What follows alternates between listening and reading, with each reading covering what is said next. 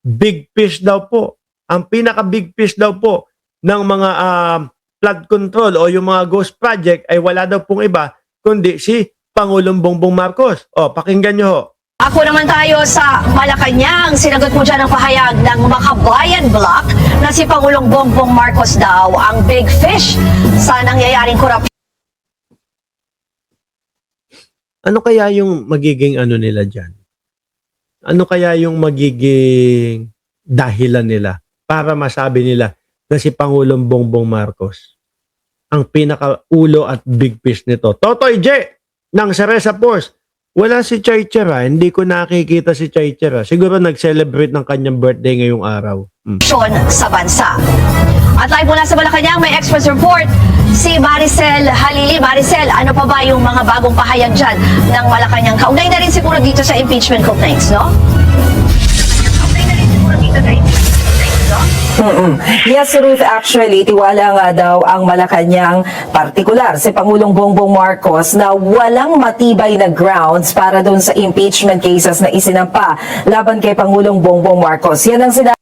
So naman po, paano, ang tanong dito, paano nila i-connect kay Pangulong Bongbong Marcos yung mga ghost project at yung mga corruption?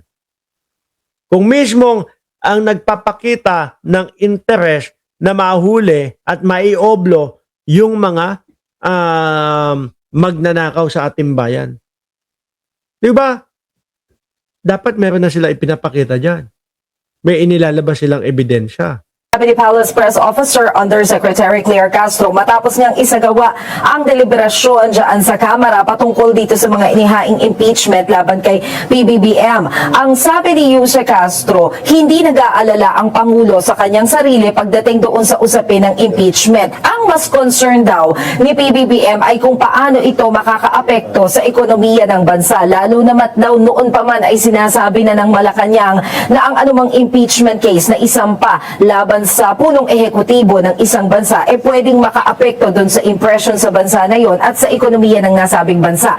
Sandali lang. Sasagot lang ako. Oh, makapera to. Josh. Sandali. Ay, wala.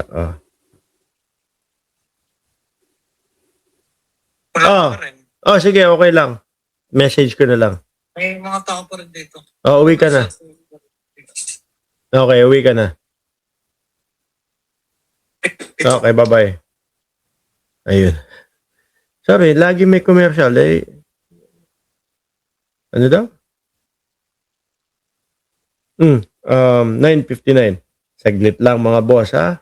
Papaantay ko na sa kanya. Yun nga ho, mga kababayan. Tuloy natin to. Lalo na nga ngayon na maging kay Vice President Sara Duterte, meron ding inihain na panibagong impeachment complaint. So, bale, dalawang highest leaders of the land na yan. Pero, nagbigay din ng reaksyon ang Malacanang dun sa naging pahayag ng Makabayan Block na si PBBM nga yung biggest fish pagdating dito sa usap.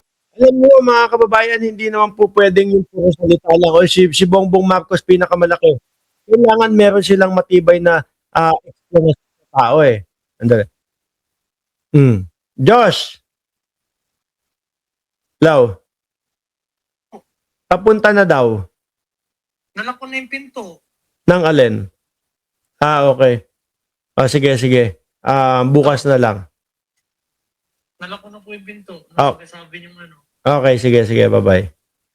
So, yun. Hindi po pwedeng basta na lang, si Bongbong Marcos, tapos tanungin mo, paano mo nasabi yan? Walang sasabihin sa iyo.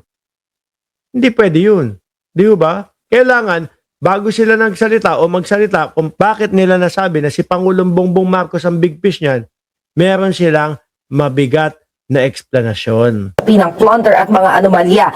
Ang sabi dyan ni Yuse Castro, ano pa raw ba ang pwedeng asahan sa Makabayan Block? Madali lang naman daw magsalita sa harapan ng kamera, pero yung mga akusasyon, ito daw yung mahirap hanapan ng ebidensya at mapatunayan. So para kay Yuse Castro, irrelevant na raw ang pahayag na ito. Pero maidagdag ko na rin, Ruth, no? Kasi naitanong din kanina doon sa press briefing yung tungkol doon sa picture ni First Lady Liza Araneta Marcos kasama si Chinese ambassador na ipinost niya mismo doon sa kanyang Instagram account dahil nakapanood sila ng parehong event.